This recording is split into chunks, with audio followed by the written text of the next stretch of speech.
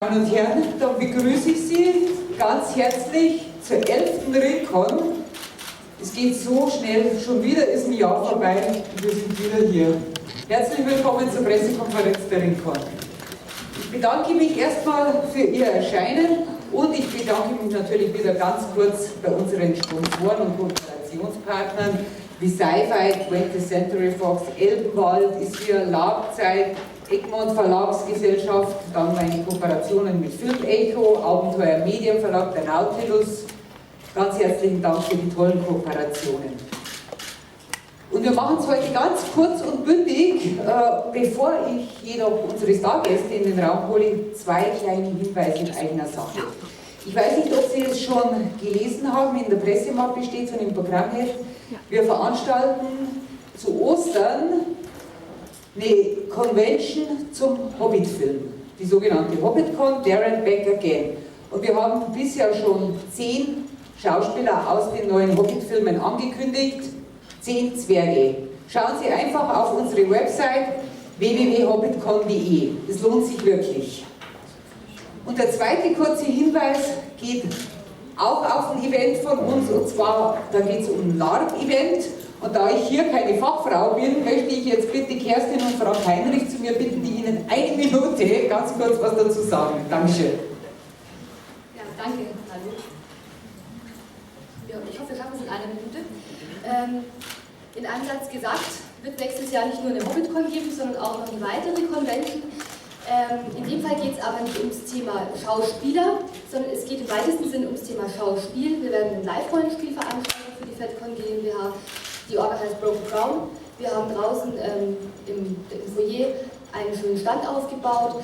Wir haben ganz viele von unseren Spielern da, von unseren Festrollen, die man kennenlernen kann, und haben auch so noch einiges vorbereitet, wo man einfach das Projekt, die Sache an sich, das Thema Lab, einfach mal kennenlernen kann, auch mal so ein bisschen reinschnuppern kann, in was es eigentlich heißt, Lab zu spielen.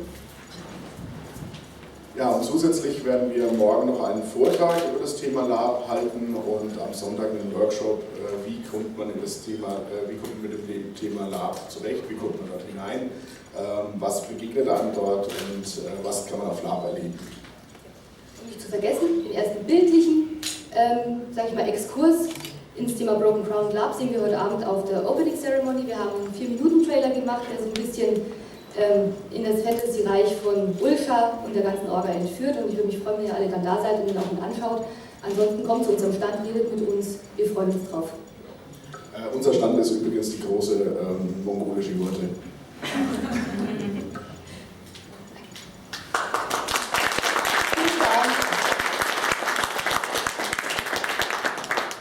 So, und nun werden wir unsere Stargäste in den Raum bitten.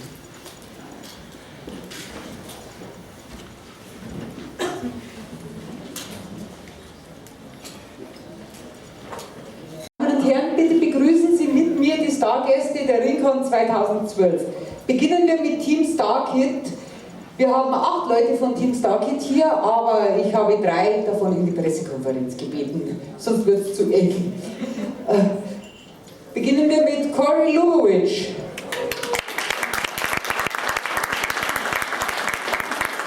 Lauren Lopez.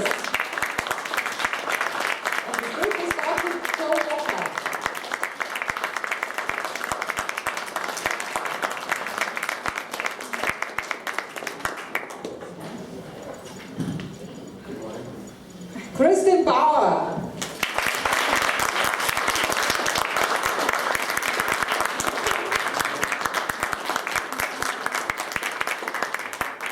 Von Game of Thrones, Joe Dempsey.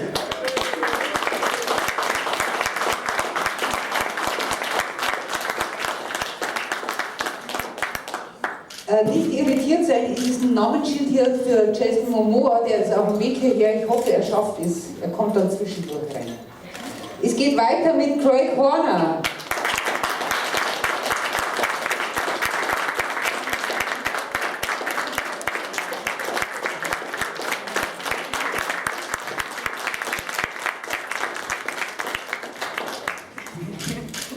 Und Craig Parker.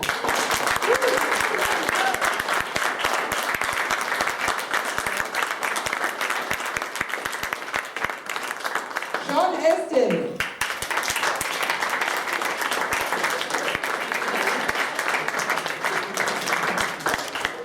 John Elften, come in. Welcome.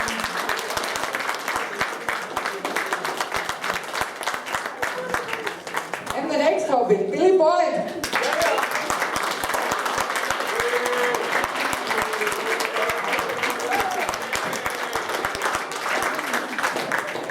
Thomas Robbins.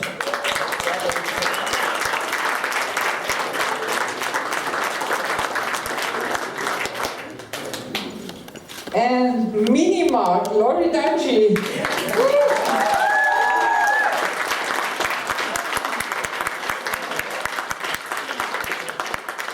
And Mr. Mark Ferguson, our Master of Ceremonials.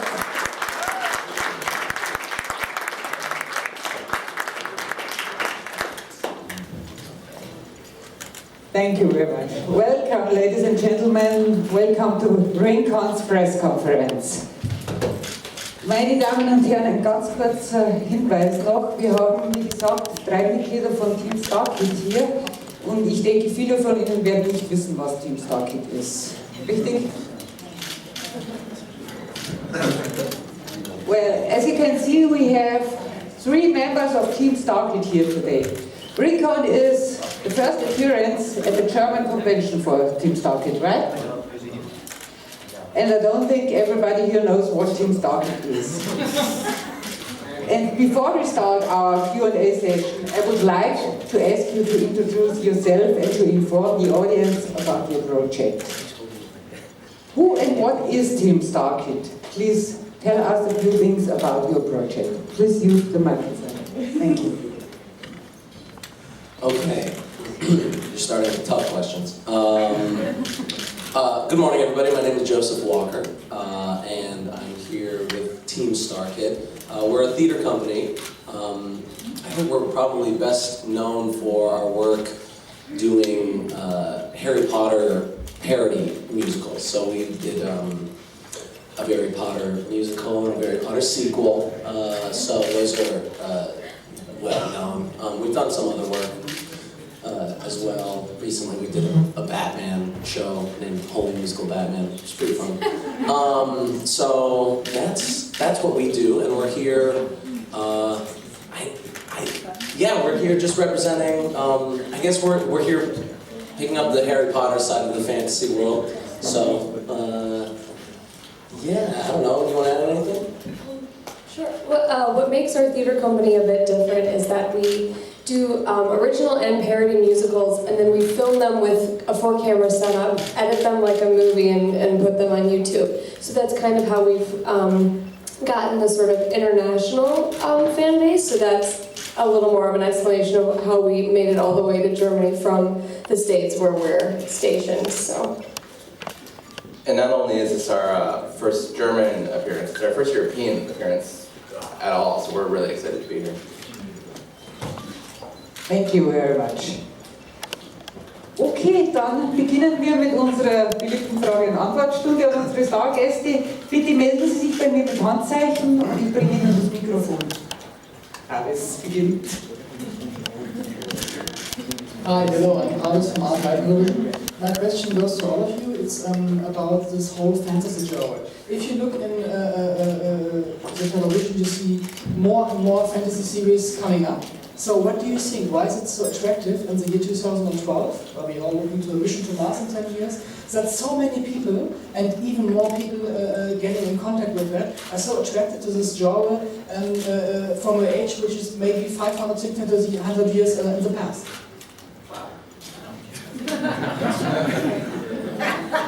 If you want to start, Mark? I mean, it's very good. All right, I'll give it a crack. As you know, I'm a world expert on such matters. I would think it would have something to do with the fact that it's been a tough few years for people. The realities of their life are difficult.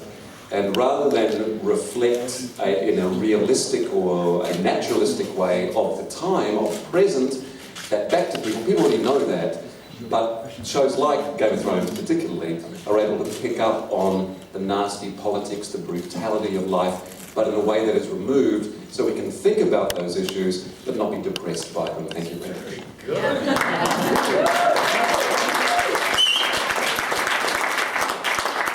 We've been rehearsing that for weeks. It's also a really good excuse to have lots of blood, death, and sex. Also, I'm sure it's got nothing to do with it. I'm sure it's the political motivation, but blood, death, and titties. At some point when you're a child, something happens where people tell you it's not Oprah, maybe, which explains the transition between the two. But something happens where it's not as it's somehow not permissible to role play and have imagination and have fun with ideas and monsters and cool things like that. And something about big budget franchises that come in and the studios and the networks have lots of money into them, and all of a sudden it's very important, and you can have news conferences, and it's like, yes, now you actually have permission to do what you've always really wanted to be doing anyway, which is playing with fun, cool things.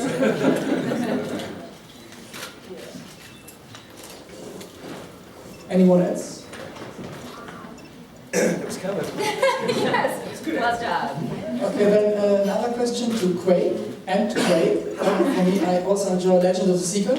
And I was really sad, I forgot some different information that after the second season there will be no more of Legend of the Seeker, but there are some rumors in the internet that maybe they will make a third season. What do you know about? Will there be a sequel?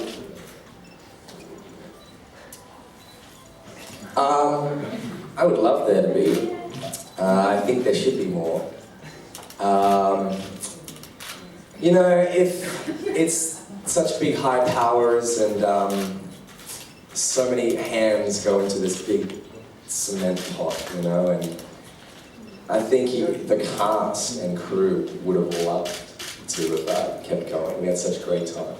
But I think it comes down to money, you know. And it's so strange because this show is like such a worldwide hit. We get like fan letters from all over the place. Like I was in the Laugh Factory the other day in Hollywood, and some Nigerian people were like right next to me, like, "Oh my God, Seeker! We love Seeker! It's huge in Nigeria," you know. Yes. And like, yeah, the craziest places. It flew by America, you know. In America, you get inundated with like these just, you know, big, huge shows, big television shows, and they can, you know, an HBO or something like that can make their own shows and publicize it and have channels that you can, Game of Thrones is great. You can go and watch all these episodes on your TV that are there, and you can keep up to date. But I think it was an uphill battle for us. I mean, we were #1 on Hulu for so long, so I think people were finding us, but it was the problem of finding us, you know? So I really think that's it. I think if it was about the fans, we would have a lot more seasons, but that's not what it's about. So it's a shame. Great. Let me see, you covered it as well, that's good. And I think there was a moment right at the end where another network was looking at buying it, and it was about a week or so, wasn't it? It was all kind of like, oh, that might happen again, we might do a third. But I think they tried to screw us for money. Damn them! I won't tell what network it was. But, so yeah, it didn't happen. But we'll do a little puppet show later and film it and try and sell that to the network. Thank you.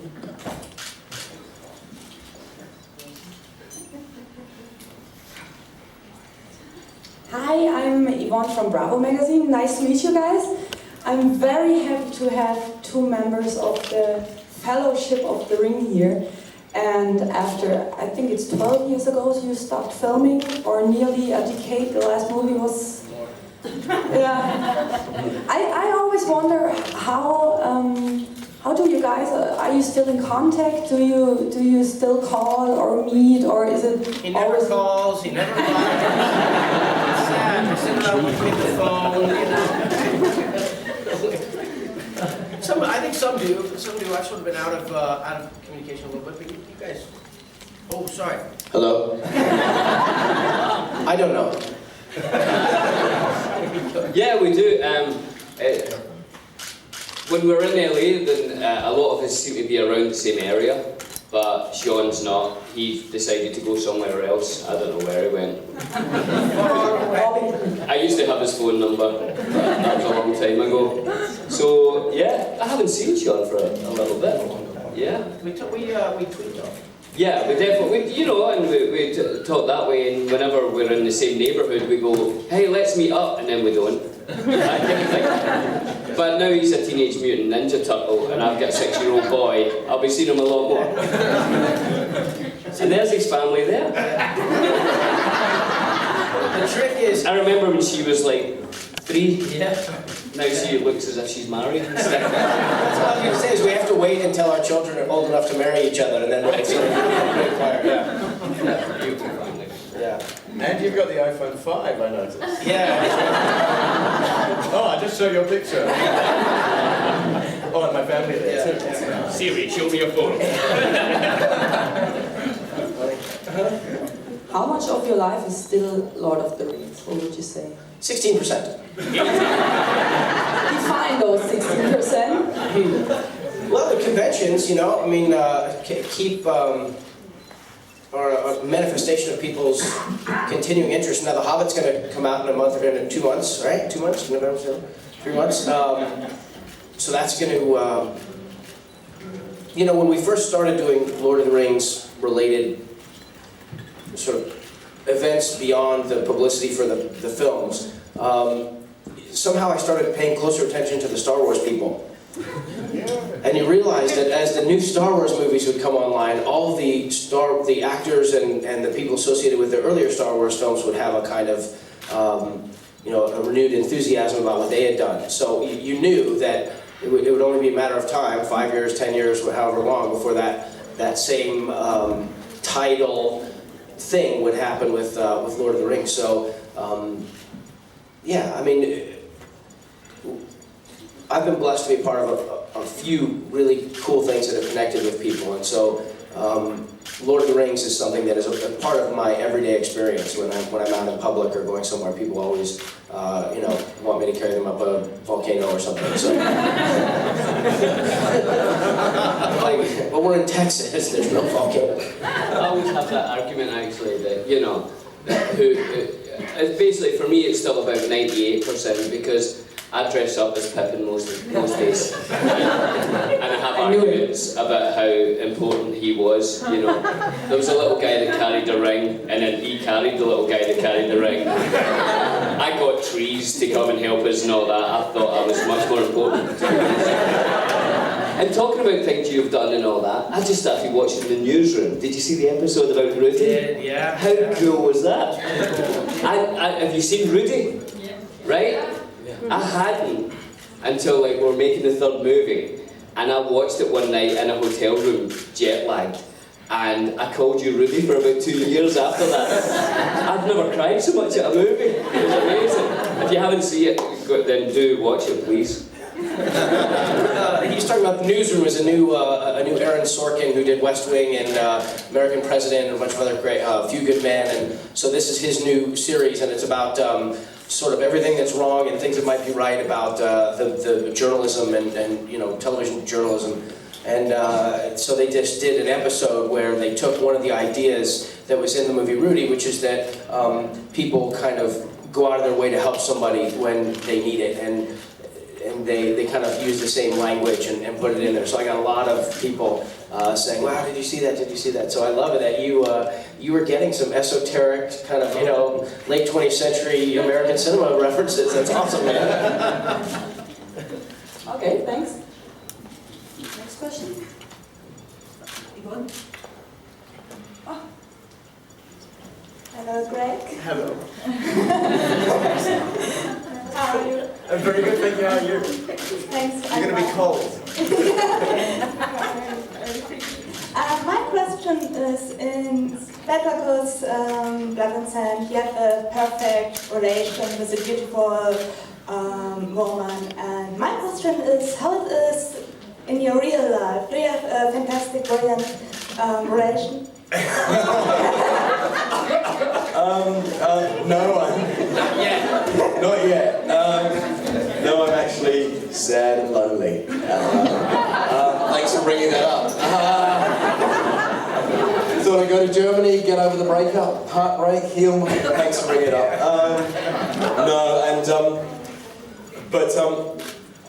I love how you say it was the perfect, wonderful relationship with a wonderful woman. She was a woman who smashed people's heads apart, who betrayed me at every moment, who tried to kill me and poison me and kill my child. That's not a good relationship. If you're in a relationship like that, or you're looking for someone like that, don't. It's a deal breaker.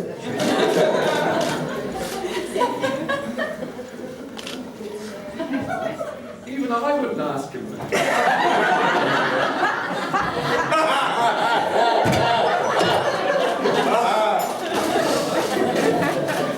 Hello from your Russian fans.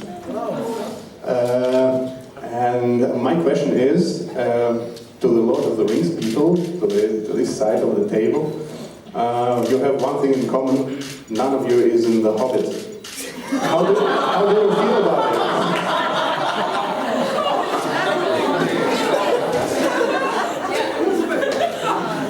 We're not? Damn them to hell. That's the way the cookie crumbles. Except I don't think that's quite the case. Thomas, I believe, has a part. Thomas? Thomas. Someone give me a lawyer right now. But he can't say anything about that. So, I have an answer. There's one of the trophies that we received when we, were going around and everything was the Screen Actors Guild trophy, and it was for the best ensemble. And I think there were 24 trophies that were handed out for the actors who were, the principal performers in just the third movie.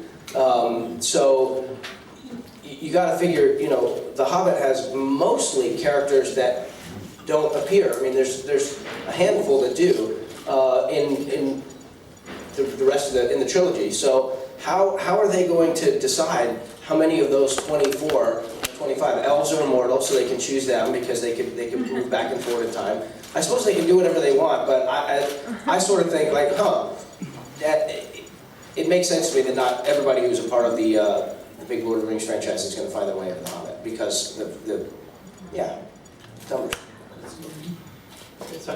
So how many people got one of those awards?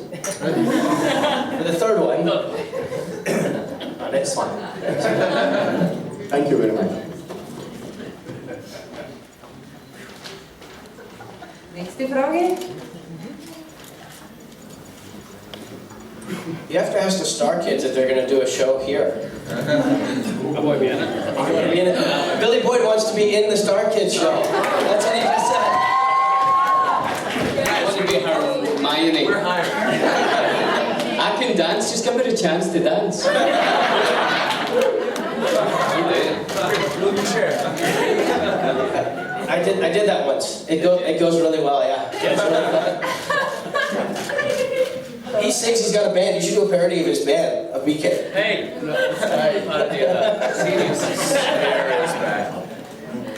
Did you get more done?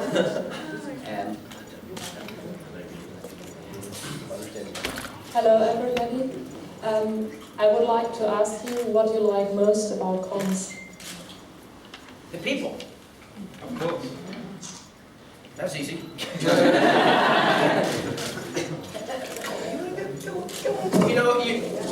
Yeah. Well, this is my first one ever. And so I arrived yesterday, and last night I was kind of taught about what RingCon's all about and everything. It seems to be about drinking beer. So far I'm having a great time. I can't wait to see what the rest of the weekend brings. Thank you. Thank you. Maybe if you say it's the people, and that's an easy question to answer, maybe you could tell me one of your most lovely experiences with those people.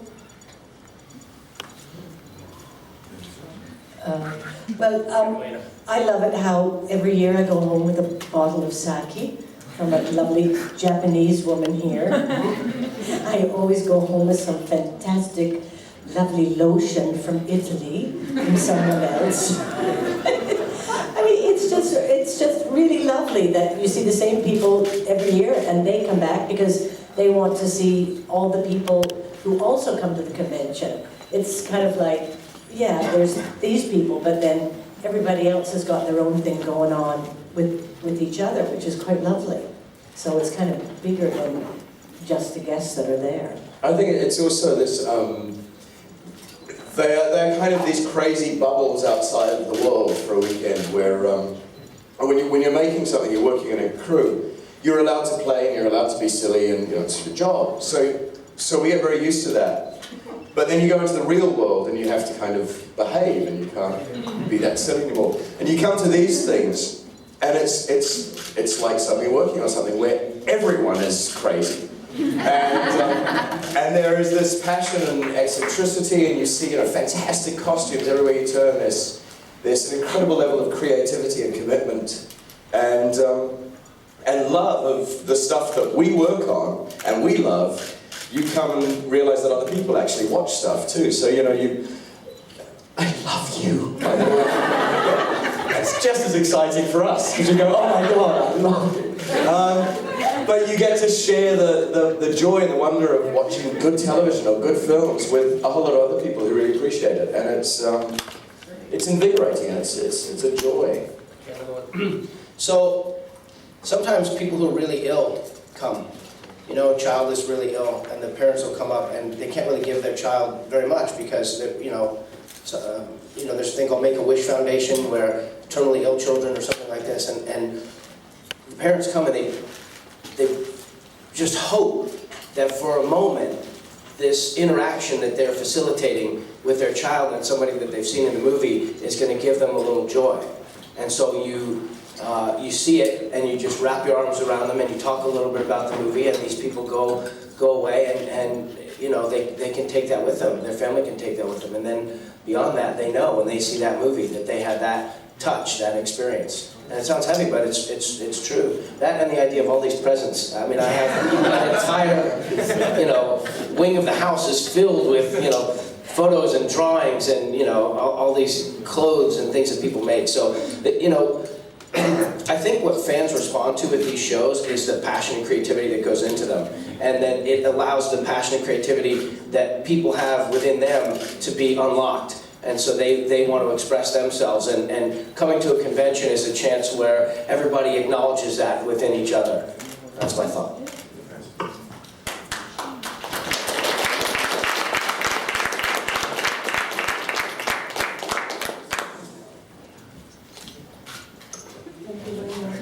Or anybody else? Thank you very much.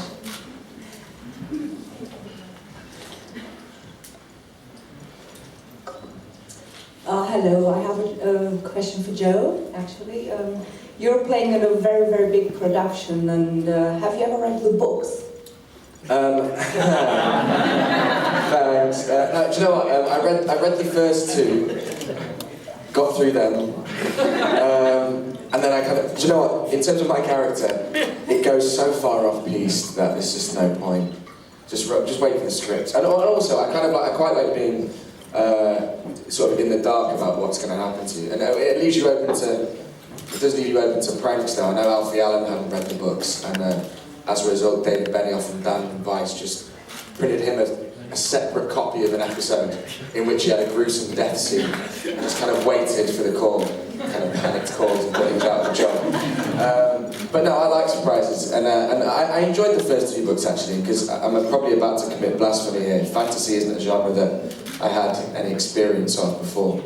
I think part of the reason why Game of Thrones is so successful as a show and as a set of novels is because it's kind of accessible fantasy in a way. It's mostly about politics, as I think Craig mentioned earlier, and I think that's what kind of draws you in. It's about people and it's about characters, and there's kind of fantastical elements I use quite sparingly. To answer your question in a really, really long and kind of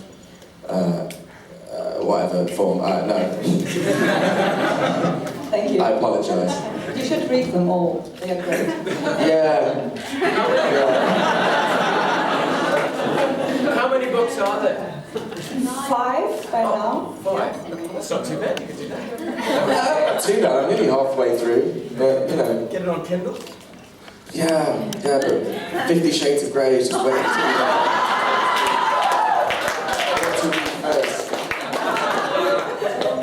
Wait for that convention. Priority. I'll be the first one there, I'll be the first one. Hi, hello, it's Paul again from RTL. My question goes to Christian Bauer from Straten. Not only the only vampire here, the only real vampire here, because I have True Blood. And I think there are two kind of vampires in the movie business right now. On the first hand, you have the True Blood vampires, brutal, sadistic, bare to the bones. On the other hand, you have this kind of Twilight, vampire-like, sort of vampires glowing in the sun, maybe going to the lake studio. Oh, Edward, you are on 1400. Yes, close my nose. But what do you think? How should a vampire, a real vampire, have to be, in your opinion? You kind of led the witness there. You know, before True Blood, I really loved vampires as well, and so I will go on the record as saying, probably for the first time, that I think vampires shouldn't go out during the day. But I do understand. I actually read the Twilight books, the first 2, and in my defense, I was single for a really long time. And it sort of reverted to be on par with my 14 and 15-year-old nieces.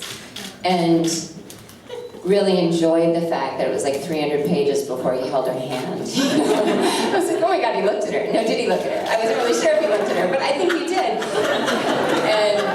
And then I met my husband and went back to my age group and went to see Twilight with my nieces and realized it's perfect for someone under 16. If you're over 16, you know. Thank you. Yeah.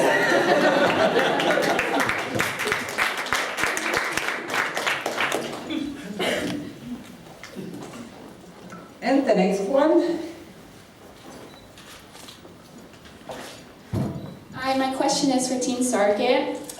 First of all, you guys are absolutely amazing, and I wanted to know if you guys are doing a tour in Europe, like you did in America. Well, we'd love to. That's something we've been talking about for a while, that we'd love to do it. There's no plans in place right now for it. There are a lot of factors that go into it, mainly, you know, finances and things like that. But we have such an incredible fan base in Europe that we'd love to get over here at some point to do an actual show and to kind of hit all the bases that we have here. But as of now, I don't think there are any plans. Yeah, I don't really have much to add, but we want to. We're having a lot of fun today and yesterday, so we want to come back. And, really want you back. Yeah. So like, let's say that we're a higher probability that we will do it than not. Oh yes. Sorry. I used the microphone.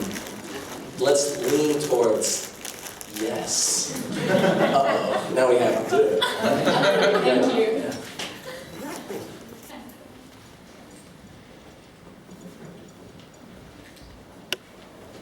I have a question for Thomas Robbins. You have been a part of... Don't ask about the Hobbit.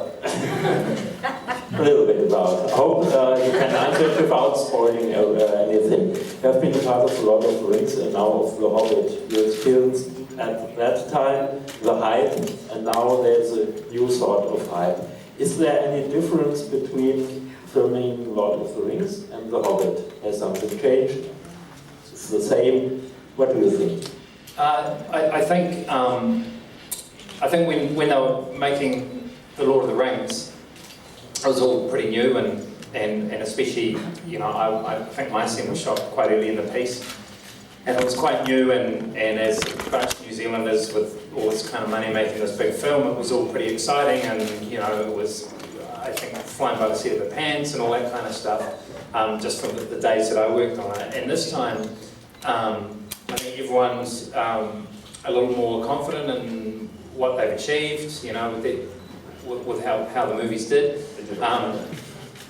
And I know it's just, it feels bigger, you know, like going to where, I'm from Wellington and I'm actually just, you know, down the road, literally sort of across the harbour from where the studios are, and it was phenomenal driving in. It's huge. I mean, it was you know, the biggest film on the planet, and I happened to have a little part of that. But I just think the confidence is there, and everyone kind of, you know, feels good about it, as opposed to that crazy, oh, this is cool. You know, this is a little bit like, yeah, this is cool. You know, so it's great, and they're going to shut down Wellington again, and there's going to be the big thing, and you know, hopefully my wife isn't, you know, hugely pregnant and worried about, you know, having our firstborn on the red carpet like she was the first time. So we're hoping that won't happen, but it's going to be massive, I think. So it's good. Sorry, Suze, for mentioning that. Thank you.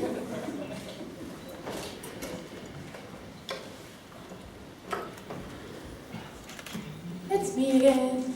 I suppose you all know what the other talents on the table are doing? What kind of shows they're in, movies and stuff? Okay, let's do something funny. If you could choose another role, another character at this table, switch positions, whoever you want to be the role you would like to play from the other actors. Let's start on the left. And let's start right. That's a great idea. That's a really great idea. But we're kind of running out of time. I don't think so. You know, I just have to sometimes, as my role in MC, I hate this part of my job. And I'm so sorry, guys. I know you really wanted to do that. Yeah. Particularly, doesn't imagine you probably playing Mrs. Bracegirdle. But yeah, so I'm sorry, we're all thinking it though, and we'll get back to you on that. I want to be Pam.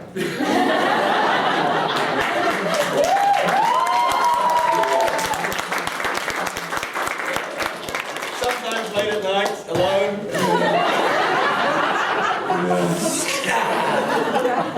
Greg, if you were Pam, man, our relationship would have been a lot closer. She is just so hot. Did I say that out loud?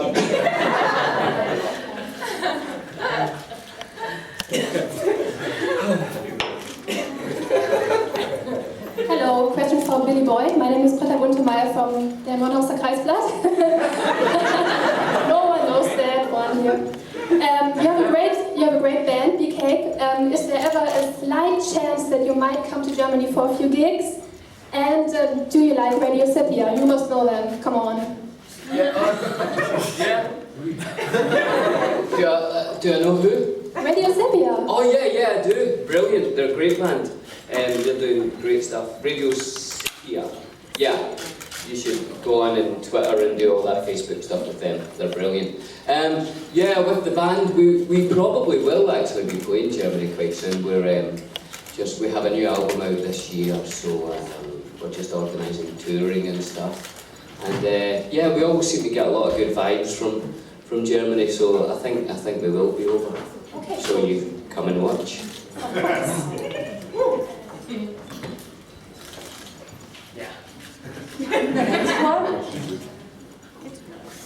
Wer möchte die nächste Frage stellen? Jeder. My question goes to the wonderful Chris Bauer. And I saw you last in Once Upon a Time. And my question is, can we here in Germany see more of you and your character, Malatis?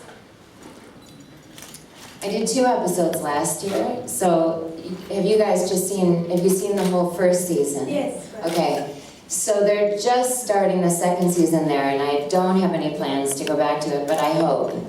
You know, that green mist rolled into town, so I'm hopeful about that means maybe I'm not dead.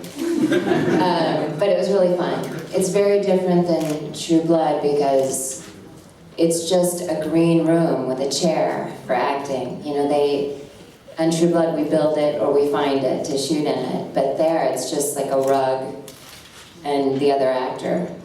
And it's such a fascinating, and a unicorn. That was actually my last scene, was a pony dyed black with a thing stuck on him in a rug. Yeah, what is the show? It looks better once it airs, but it was really fun to do another character that's, you know, strong and sort of evil and great clothing.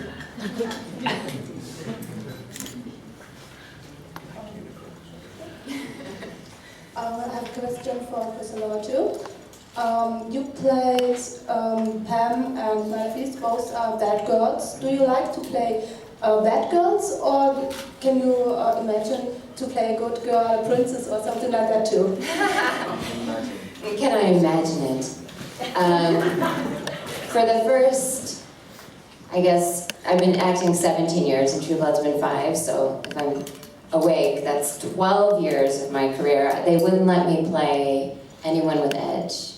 So, and I enjoyed it, but I played, you know, the dumb blonde and vulnerable. I cried a lot. I was always vulnerable. And I wanted so badly to play someone who was smart or edgy. And so it's quite amazing for me to get to play this character. And there is possibly a typecasting happening with what I've done on hiatus, but I'm thrilled with it. I mean, I played in this little movie another bitch, but she was human, so it's very different. And I kind of would be okay with this typecasting for a while, you know, maybe another 7 years, make it even. But I have played so many different roles that I like, you know, like the Jason Stackhouse role on True Blood, RinCon. I think he's brilliant, and I could probably be dumb again and enjoy it a lot. Maybe this weekend with the beard.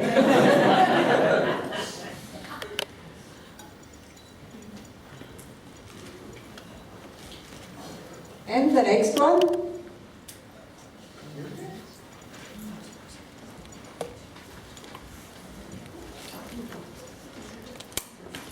This is a question for all of you.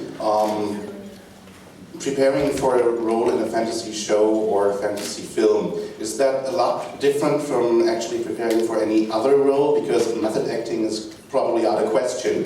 So, how do you approach such a role?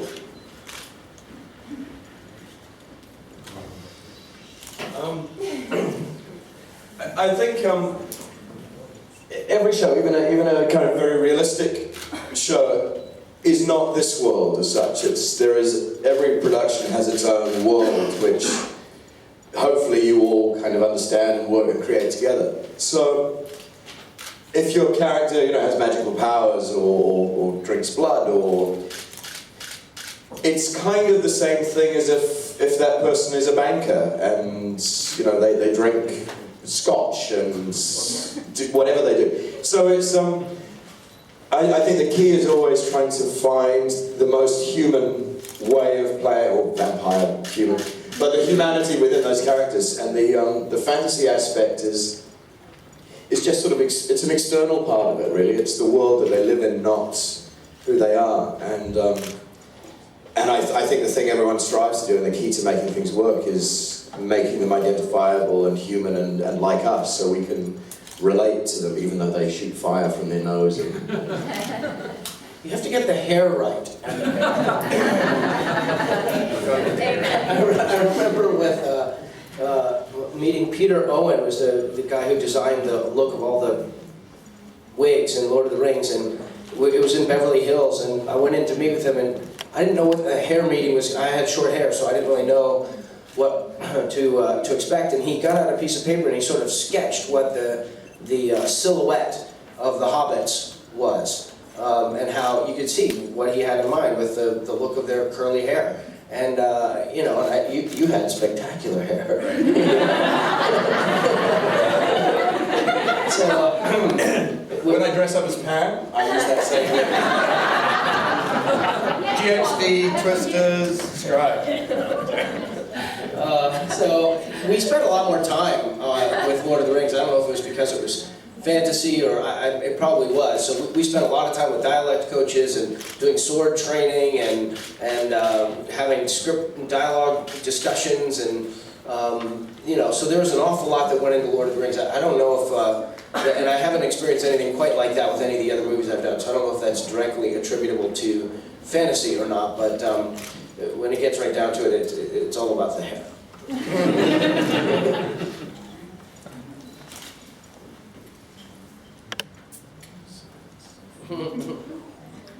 Okay, next one. Hi, I have a question for Joe. I was wondering what it's like to be in such a big show, and did you even meet people like Emilia Clarke and Kit Harington? I was wondering how exactly that goes.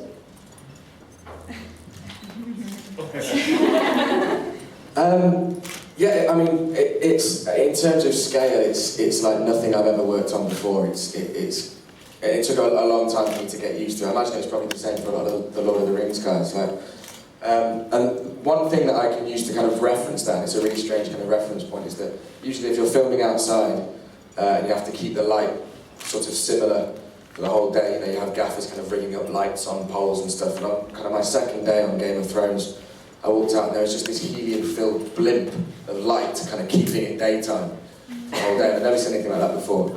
And it scared the shit out of me.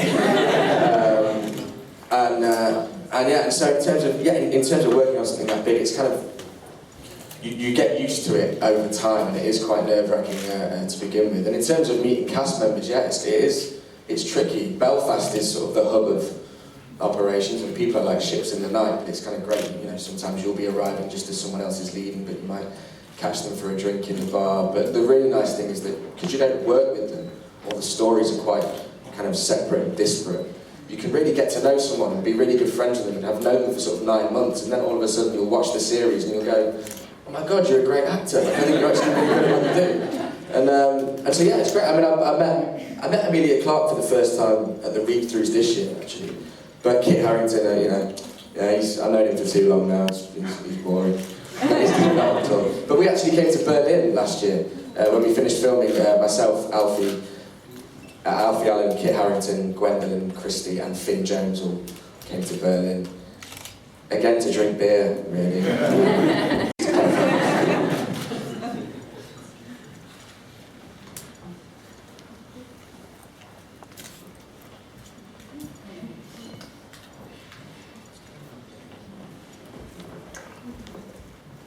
Hi, I have a question for both Craigs.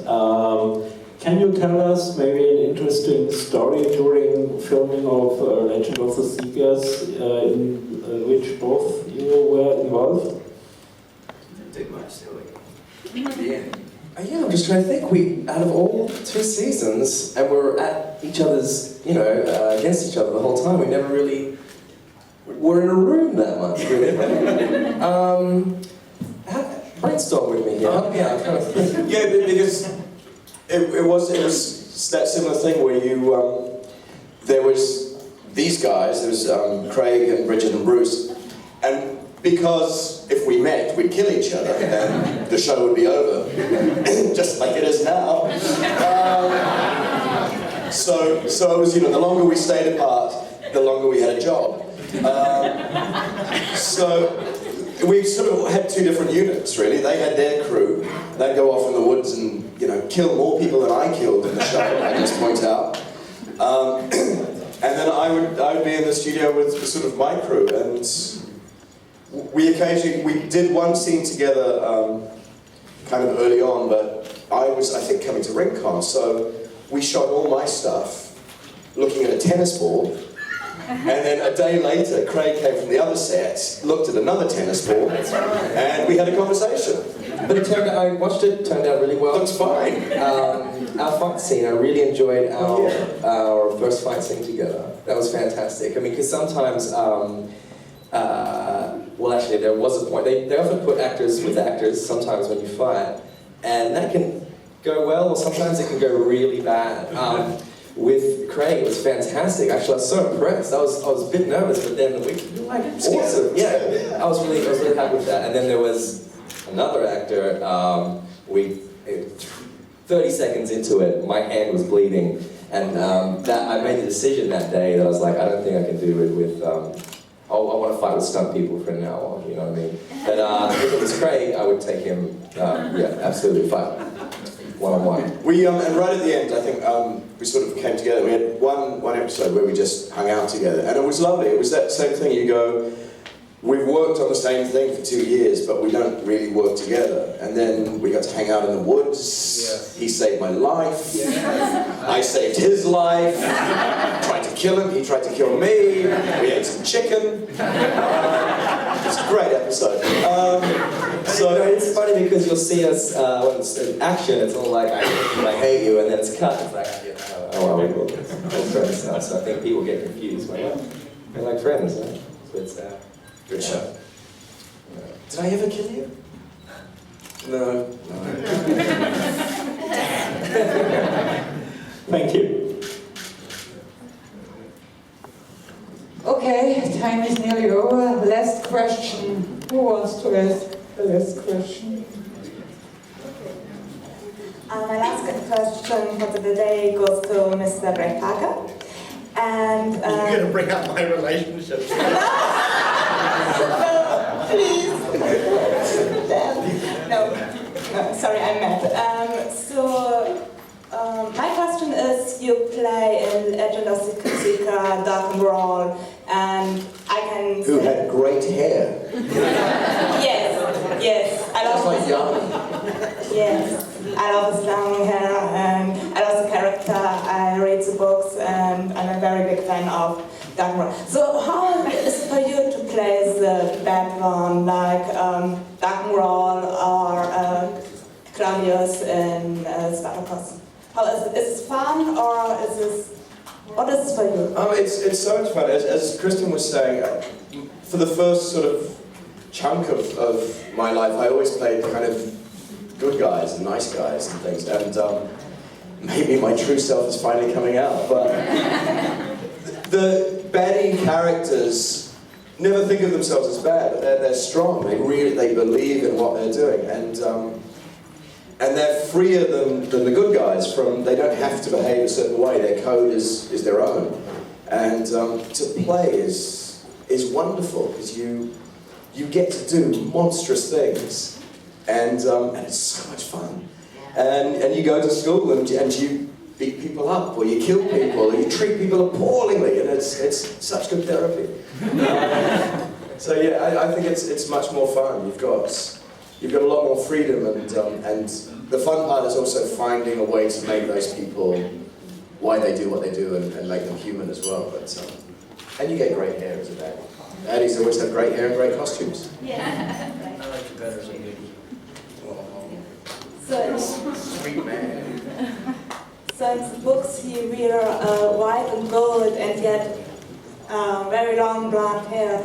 And in the show, you have dark hair. It looks better. Very quickly answer that. When we were first putting the show together, meeting with the costumers, and they're going, this character is, he's blonde, he wears white. And I was going, yeah, well, okay. It's early days in the show, you don't want to make trouble, because in case they fire you.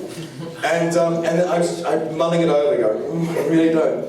And then I went, I know what I do. Went online, found some terrible, terrible shot of me in Haldia, a blonde wig, with stubble and looking like a drag queen. And I just printed it out on a really big sheet and took it and went, we could do blonde. And they went, yeah, let's do dark. Let's go dark.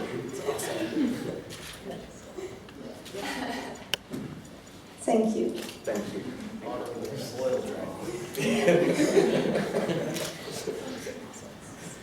Okay, time is over. Thank you for a great press conference. Thank you so much.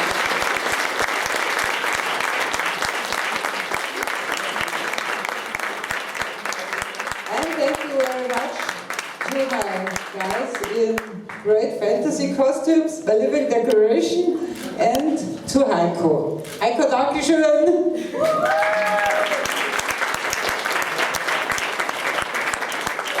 Enjoy the next 3 days and have a great RingCon.